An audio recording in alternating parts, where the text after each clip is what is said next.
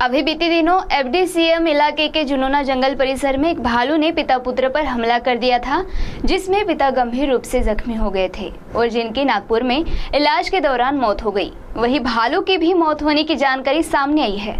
तो आइए सुनते हैं इसके संदर्भ में चंद्रपुर वन प्रकल्प विभाग के विभागीय व्यवस्थापक जीएस मोटकर ने विस्तार पूर्वक और क्या जानकारी दी। अभी बीते दिनों एफडीसीएम के जुनोना जंगल परिसर में एक भालू के हमले में पिता पुत्र जख्मी हो गए थे और यह घटना पूरे परिसर में खलबली मचाती थी और वन विभाग ने बड़ी मुश्किल से घंटों की कड़ी मशक्कत करने के बाद भालू को रेस्क्यू किया था। वहीं इस घटना में पिता काफी गंभीर जख्मी हो गए थे, जिन्हें सर्वप्रथम जिला सामान्य रुग्णालय में भेजा गया और उनकी हालत को देखते हुए उन्हें नागपुर भेजा गया। वहीं अब मिली जानकारी के मुताबिक गंभीर जख्मी पिता की भी मौत हो चुकी है तथा जिस भालू को रेस्क्यू किया गया था उसकी भी मौत हो चुकी है। तो आइए सुनते हैं इस संपूर्ण घटना के संदर्भ में चंद्रपुर वन प्रकल्प विभाग के विभागीय व्यवस्थापक जीएस मोटकर ने मीडिया को विस्तारपूर्वक क्या जानकारी दी।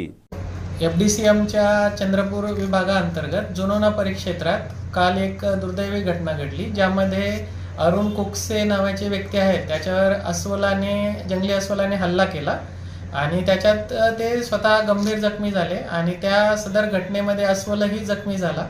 तर अस्वलाची काल दुर्दैवी मृत्यू झालेला आहे।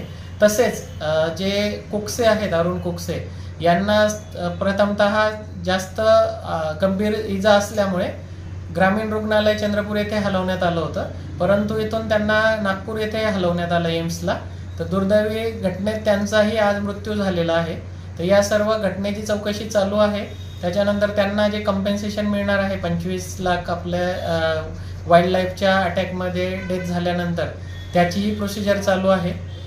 तसेच भविष्यात सदर घटना भविष्यात होऊ नये म्हणून गस्त कर्मचाऱ्यांकडून गस्त तसेच गावकऱ्यांमध्ये अवेअरनेस जनजागृती करण्याचे काम हाती घेण्यात आले। CTV के लिए हमारे प्रतिनिधि वैभव वारकर की रिपोर्ट।